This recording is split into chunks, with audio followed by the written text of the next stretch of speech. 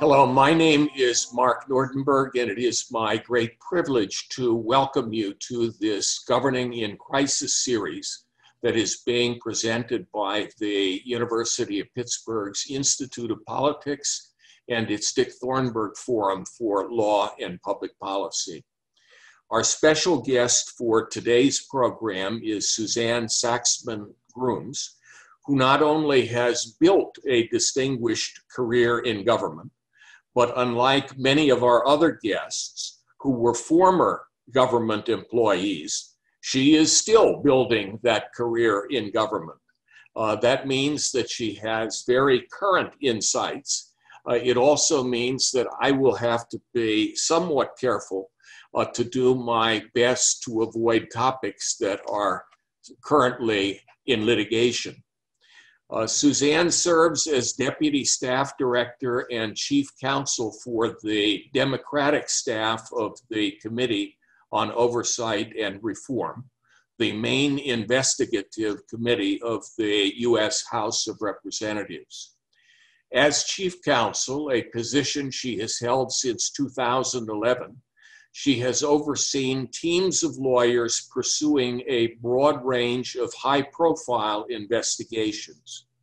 She also served as staff director and general counsel for the Democratic staff of the Select Committee on Benghazi and served on the investigative and trial team for the impeachment of President Trump. Earlier in her career, she held important positions in the Department of Justice, the Internal Revenue Service, and the White House. Let me begin, Suzanne, by taking you back to the beginning of your career. You had earned an undergraduate degree from Yale and a law degree from Harvard, and then you had clerked for a federal judge in Philadelphia. As somebody who knows a little bit about these things, I feel confident in saying that you were incredibly well-credentialed and really could have launched your career in any of a number of ways. Why did you choose a career in government service? So I don't know that for me, it was a question of whether to serve, but really how best to serve. I think that for me, like many other people, I see a person in need and I want to help. I see a problem and I want to solve it. And for me, I believed in the government as an institution in a way that you could use the government to make people's lives better. And I remember now Representative Elijah Cummings, who I had the privilege of working for almost a decade, always explains that people have pain, pain, passion, purpose. He says this all the time, or he did. They take care of pain, and the pain that they see in others, they turn it into a passion and they move it into a purpose. And I think that it connects with a lot of people, and it explains both why people go into serving in the government, but also why many of us stay in that fight. And I do think that that's important for people to know, because the federal government is so large that it can seem faceless sometimes. Well, here is a face. And my sense is that most of the people who go into government service, and as Suzanne has said, particularly those who stay, are motivated by a desire to contribute to the greater good. And we really should be thanking them for their service. Among your many government roles, we're going to focus principally on the work you have done with the House Committee on Oversight and Reform. And let me start with two broad questions that are tied to my earlier description of the Oversight Committee as the main investigative committee of the House. What is the purpose of oversight, and what gives the Congress the authority to investigate? So the goal of congressional oversight is to have an effective and efficient government that serves the American public. And we do that by trying to root out waste, fraud, and abuse throughout the government. And really part and parcel to that is identifying problems and then developing and implementing solutions and reforms. So congressional oversight gets its power, its authority from Congress's constitutional authority to legislate. And that makes a lot of sense because the idea is that if you are able to legislate effectively, you need to have facts to do that. You need to be able to look into and delve deep into how the government is working in order to make recommendations, decide where to put money, and also, how to reform policies and the system of government. And is this in some way also tied into the system of checks and balances? Sure. So in the place where there are the separations of powers and you want to have, and there are co-equal branches of government, oversight exists in a place where those conflict. And you see that best when congressional oversight is obstructed in some way or blocked.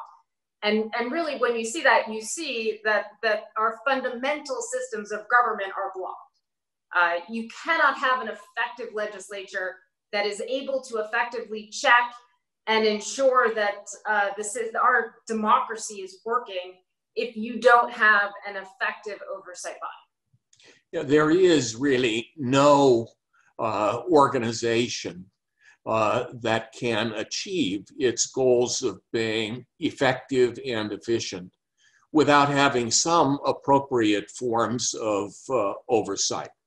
And when you think about the federal government that spends trillions of dollars every year, that employs millions of people, that has hundreds of agencies, this really is a good governance principle, but it is more than that because the oversight of Congress, the investigatory authority of Congress is a principal tool for Congress to exercise its authority to check the executive branch. And as Suzanne has said, you don't have to get very far into the Constitution to read that all legislative powers herein granted shall be vested in a Congress of the United States. That's Article 1, Section 1 of the Constitution. So you've got a pretty firm foundation underneath the work that you do. Can you provide some examples of investigations that have been undertaken that would give viewers a sense of the importance of this work? Sure. I'll give you a couple different examples. In one example, it is an example of a bipartisan investigation that we did within the executive branch. And it's an example from back in 2007 when the Washington Post exposed a number of really horrific problems with the conditions at Walter Reed Hospital. And the Oversight Committee, then run by Chairman Henry Waxman, had its National Security Subcommittee have an emergency hearing at Walter Reed, heard from a patient, heard from a patient's family about the conditions there, and then held the military commanders who were in charge there, one of them had just been fired, to account. And then they continued both to use the bully pulpit, right, of Congress to bring attention to that matter, but also to do continued oversight. So they had a series of additional hearings as they both developed the reforms and took in independent recommendations, and then continued oversight to ensure that those recommendations were effectively implemented. And so that's a great example of how Congress can use its bully pulpit to both bring attention to a matter and effectuate reforms within an executive branch agency that were also more systemic problems throughout, not just that one medical hospital, but also for wounded warriors throughout the country. In another example, I'll give you of Congress doing oversight that is over private parties to effectuate changes within our system of government. So recently, we just came out with some findings from an investigation that was near and dear to Representative Cummings' heart. When he became chairman, he very much wanted to do a comprehensive deep dive look into why drug prices are so high in America. And he wanted it to be systemic and across a number of different drugs, and for us to be able to really understand why drug companies were raising their prices. So we launched, when he became chairman, an almost 2-year investigation into that question. We got probably about 1 million documents that we looked at, from internal documents from drug companies. And we were able to see from that drug companies were raising their prices to meet their revenue targets. So inside of their internal documents, regardless of what they tell us, they were looking at their revenue targets. They were looking at hitting their revenue targets, which help their shareholders, help them make their bonuses. And you could also see from their internal documents that they understood and calculated all of these decisions based on the fact that America does not have the same kind of regulations that other countries do. So we even found a map of the world from one of these drug companies, where they identified in Europe, you couldn't charge very high prices, so they'd have to keep their prices low. And you could charge very, very high prices in the United States, because Medicare does not have the direct ability to negotiate with the drug companies. And so we put together those findings. We've had some hearings. We'll probably do some continued work in the area, but it's a deep dive examination that will then support legislation that was already passed in the House in Mr. Cummings' honor, that includes within it Medicare's ability to directly negotiate with drug companies. Those are two great examples, and they seem to be, as you indicated early on, nonpartisan investigations or bipartisan investigations. Going back to your title, though, you are a part of and have a role in leading the Democratic staff of the committee. Does that mean that this position is different in any fundamental way from the positions that you held, for example, in the Department of Justice or in the Internal Revenue Service? Sure. In the Department of Justice and the Internal Revenue Service, you expect people to be nonpartisan, and we expect, and I did, our line workers in those agencies to walk in and check their politics at the door, and you wouldn't want to prosecute people based on their politics or audit them based on their politics. Congress is a different place. And when you work in Congress, you work for a member of Congress to advocate for their policy agenda. And I work for the Democrats in Congress, and you can see the committee structure in Congress has a Democratic staff and a Republican staff, and the staffs work in parallel, one for the Democratic lead member and the Democrats on the committee, and one for the Republican lead member and the Republicans on the committee. And of course, within Congress, the majority rules. And in the House, what that means is, you know, the speaker gets to put bills on the floor that she wants to have, and the chairman of a committee gets to decide both what legislation gets voted on within the committee, and also what investigations occur and what subpoenas are issued. So it is not an insignificant power. And you have had experience serving both with staff representing the majority and staff representing the minority. I have. Being in the majority is better. But to go back to our discussion of the separation of powers, if the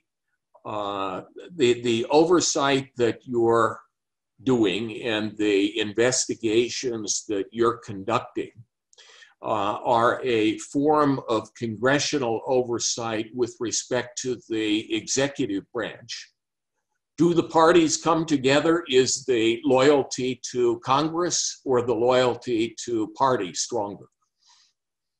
I think it probably depends. And certainly there is a history in the House of some members coming together and supporting the authority of the House, regardless of whether they supported the specific request. So the authority of a subpoena, even though they don't necessarily agree with the decision to have issued the subpoena. I think in the Oversight Committee, that was more prevalent a number of years ago, and when Ranking Member Cummings was the ranking member, than it has been in the most recent past. Well, we saw one little example. Maybe I shouldn't say that. We saw one recent example when the chief executive of the U.S. Agency for Global Media chose not to comply with a committee subpoena. This was not your committee, but another committee conducting investigations. And we did see both the committee chair and the ranking member standing up for the prerogatives of Congress. But I gather that would be more the exception than the rule these days. I think it really depends on who the ranking member is these days. And when you first came to the committee, George W. Bush was the president. When you became the chief counsel, President Obama was in office, and of course now President Trump is the incumbent. Have there been any changes in presidential attitudes with respect to oversight and investigation over that period of time? So, as I said before, the Oversight Committee is often a place where the separation of powers come into that conflict, right? No more so than when requesting information directly from the White House. And traditionally, these issues are addressed through a process of accommodation. And that is the process that had worked in the past, I think, relatively effectively, both through the Bush administration and the Obama administration. But public pressure is really key to that. So if there is a feeling in the executive that you want to appear both transparent and reasonable, and then if there's a feeling within Congress that you want to appear both aggressive but reasonable, there's room for negotiation and accommodations. And so what we saw was that, and traditionally more accommodations when there's more evidence of a wrongdoing or a problem, and the executive branch understands that they're really going to have to explain themselves. So what we saw during that sort of Bush-Obama era was a pretty consistent area where they recognized the power of congressional oversight and they accepted it as something that they had to at least voice, a recognition of and the authority of Congress. And then what they did was they claimed privileges over specific areas where they wanted to protect materials.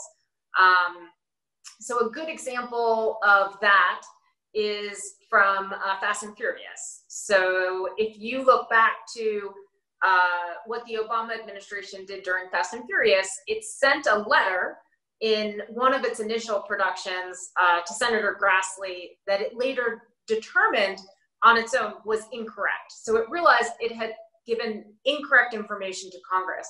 And when the Obama administration did that, they went back and they searched through all their files and they pulled all of the deliberative documents in the production of that letter to explain how they had come to write that letter, which was incorrect.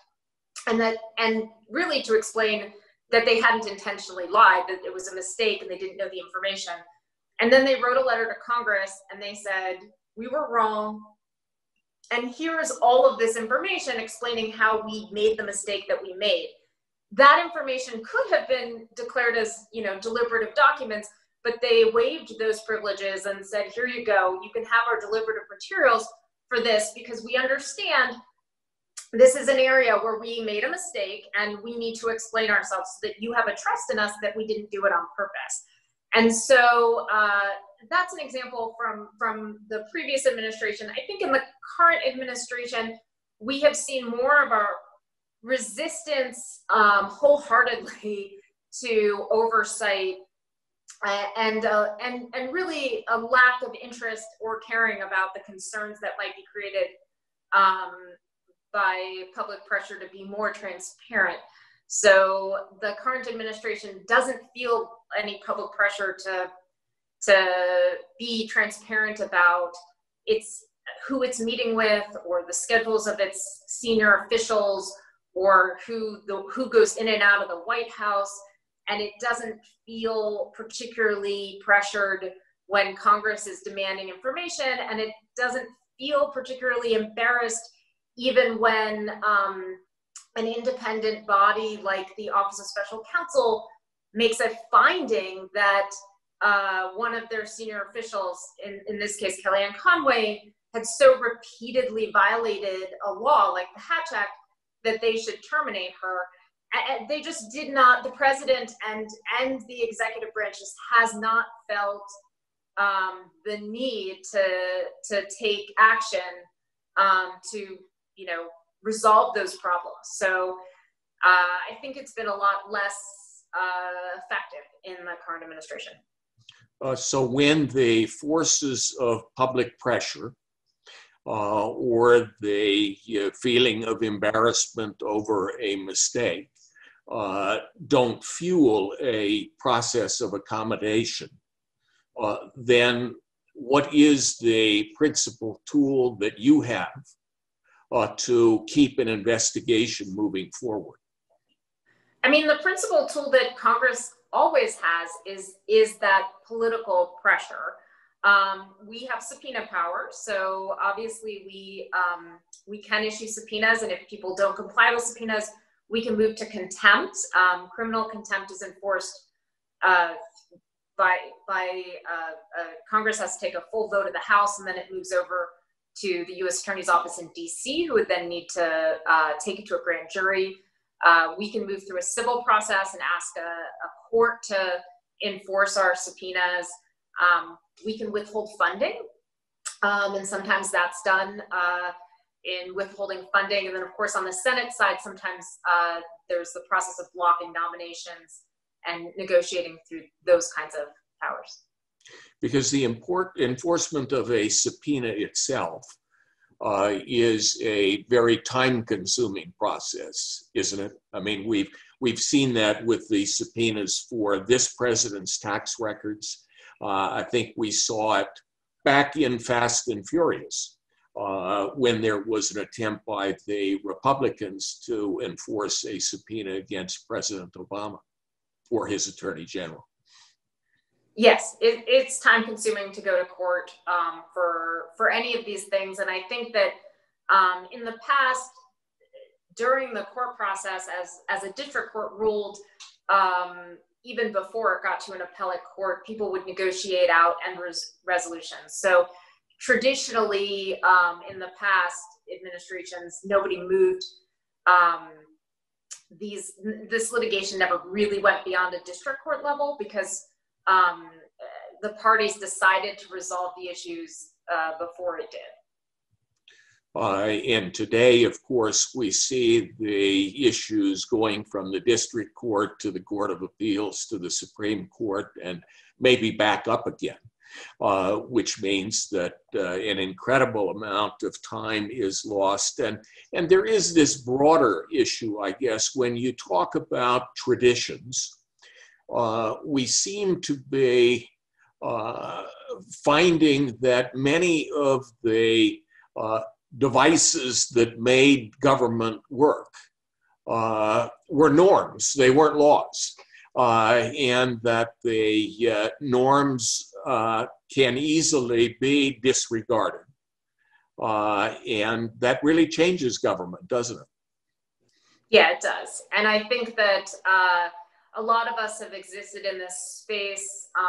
So if you look at post-Watergate, I think they came through the same kind of revelation where they passed a number of reforms that have created the government that we, that at least I grew up with. And I think what we're going to now see is another wave of that. So Democrats in Congress have introduced Protecting Our Democracy Act, which is sort of a compilation of a number of reforms that are designed to fill in the gaps where there were a number of those norms that now apparently need to be regulated in significantly more detail.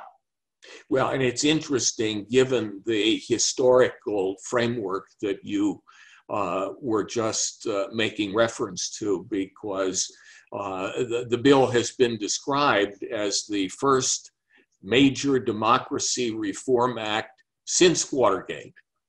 And it does a number of things, or would attempt to do a number of things if it was enacted, wouldn't it? Yes. So one of those is what you were asking about, which is expediting the court process for the enforcement of subpoenas. It also adds in a cause of action for the House, which I think we feel is unnecessary, but it added it in any case. It also has a number of important reforms that would strengthen the Hatch Act to address the abuse that I was talking about previously, where Kellyanne Conway sort of repeatedly violated this law that exists so that federal government workers who are on the federal dime are not using their time and their position to get reelected. They're instead using it to effectuate the needs of the federal government.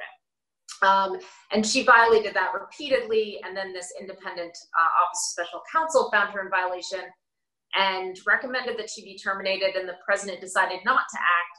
So this bill, as one of many pieces, puts in an ability for the Office of Special Counsel actually to fine senior political officials up to $50,000 for those kinds of violations. It also strengthens inspector generals by enhancing some of the specific reasons that you would need for removing them, and trying to prevent them from being removed for political retaliation, trying to make closing some loopholes about making them more qualified. And it works to protect whistleblowers, which we have found have been incredibly essential throughout this administration and previous ones, to identify waste, fraud, and abuse throughout the federal government. But in recent past, we've really seen them be publicly and aggressively retaliated against. And so it tries to address that also. And really, when you look at the act, it seemed to me as if it was covering a lot of the waterfront. That is, we've heard about the emoluments clause and the pardon power over the course of the last 3.5 years, and it gets back into that. There are provisions that relate to offers of assistance from foreign governments in connection with elections. But let's pick up on the inspectors general. The kind of investigations we have been talking about, the investigations that are initiated by Congress, including those that come from your committee, really, they've been going on since the first Congress.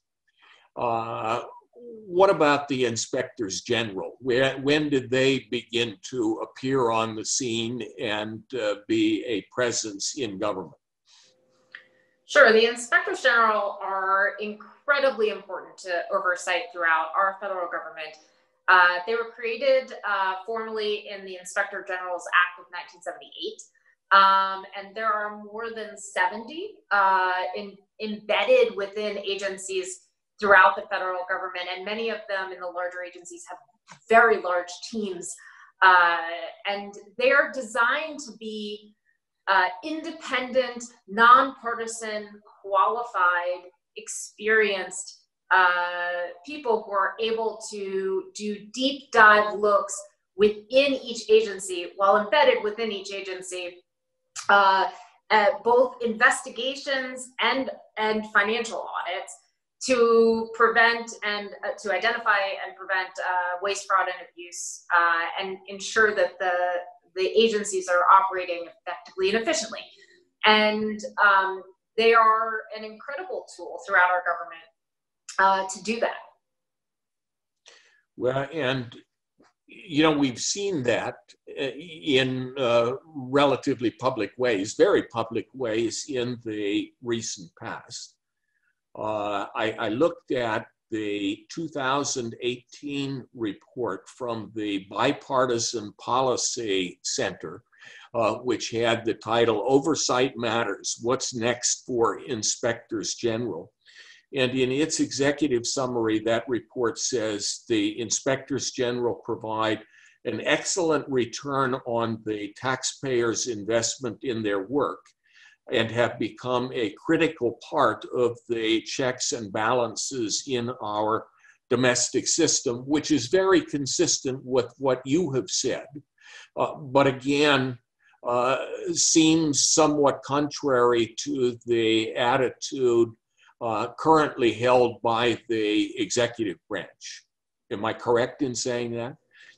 Sure. I mean, I think we've seen an attack in some areas on inspectors general, and we've also seen, by removing them, but also we've seen a push to either prevent them from getting information or redact the information that they have so that they can't release the information. So we've seen a lot of pushback on them. Inspectors general were intended to be independent. And so within the Inspector General's Act, it's specific that you're not supposed to be able to stop them from doing any particular investigation, including an investigation of, say, an agency head, for any reason. And it also gives them a dual reporting requirement so that they report to the agency head. It wouldn't make sense for them not to report to somebody within the executive branch, but they continue to have an independent structure because they report to Congress also. And so they're supposed to both provide regular information to Congress about the work that they're doing, and also when stymied within their agencies, they're supposed to report that to Congress, so that Congress can make it public and express discontent and you know, help them get the information out of the agencies that they're within. Well, and without getting into what may be subtleties, I think we saw that when the Inspector General for the intelligence communities forwarded a whistleblower report to Congress, which he felt under the governing law he was obligated to do. My recollection is he no longer has his job. Is that right? Yes. So obviously we've seen some really significant problems during the current administration, but there is a requirement that inspectors general, when they identify a significant problem, not only that they are supposed to immediately report it to their agency head, but they're supposed to report it to Congress then within 7 days of reporting it to their agency head. So there really is that part and parcel idea that they're supposed to be reporting to both. And then the other thing that I think you sort of identified as a problem there is that the White House doesn't have an inspector general, and really Congress has to play that role, or there is no oversight effectively of the White House itself. And you did say, I think, that the Protecting Democracy Act does include amongst its provisions additional protections for inspectors general. Is that right? Yes, it does. It's designed to make it more difficult to retaliate against them and to remove them for no reason. It's designed to ensure that there are specific reasons why they are removed. You can't remove anybody's ability to remove them at all because, of course, sometimes there's a need to actually do so. Well, we've covered a lot of ground. And I feel as if there's so much more we could cover in terms of talking in a deeper way about some of the subjects that we've already tackled, but we haven't talked about the Office of Government Ethics. We haven't really talked about the Hatch Act. And I guess that's a benefit for me because we'll have reasons to invite you back to participate in the program again. But I would at least briefly like to take our conversation in a different direction. We have lost some really great leaders in the last year. Ruth Bader Ginsburg in recent weeks is one example. Congressman John Lewis is another. But certainly a third is Representative Elijah Cummings, who was either the chairman or the ranking member through much of your work with the Oversight Committee. He passed away about a year ago.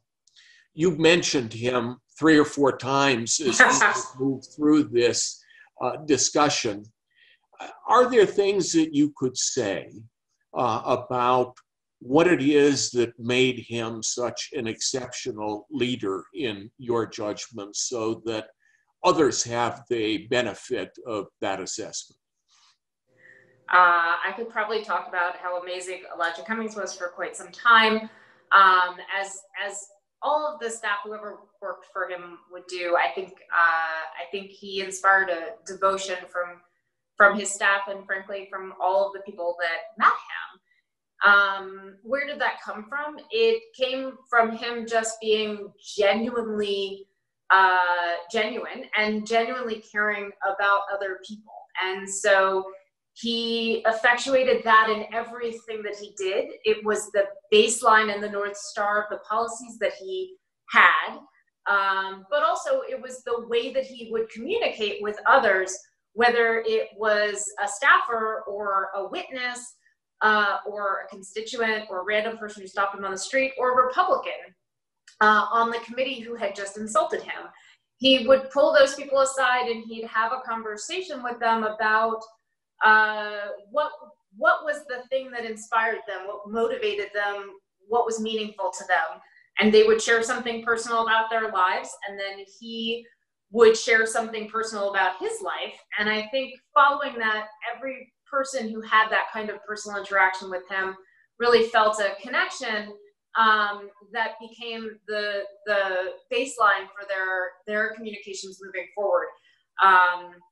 So he was obviously an incredible boss and a brilliant man, but he always had the ability to, as everybody's in the room, sort of cut to the chase of what really mattered.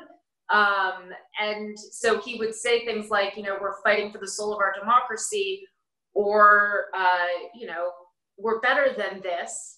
And I think, when he would stop and sort of say, come on, man, we're better than this, he really cut to the chase of what everybody in the room was feeling. And it didn't really matter if you were with him or not with him on specific policies. You could see that his genuine passion was there, and that he was in it for those reasons. I remember seeing on television exchanges between him and committee members who were clearly partisan adversaries, but where you could see there had been the building of some kind of a respectful relationship that was good not just for the two people, but good for the institution. And I said to you that I only had the chance to meet him once, but there was a kind of dignified power to him that you could just sense. And I know he was important to your life, and he was important to the life of the country, and he clearly is missed. And we're grateful to him as well, because in a sense, he brought you to us because he had you on this committee, working with him for so many years. And I'm glad that we had the chance to tap into all of that experience and expertise in trying to share some insights about these important concepts of oversight and investigation. So I really do want to thank you, Suzanne, very, very much for agreeing to be a part of the series. And I mean it when I say I hope we'll get you back again sometime in the future. Thank you.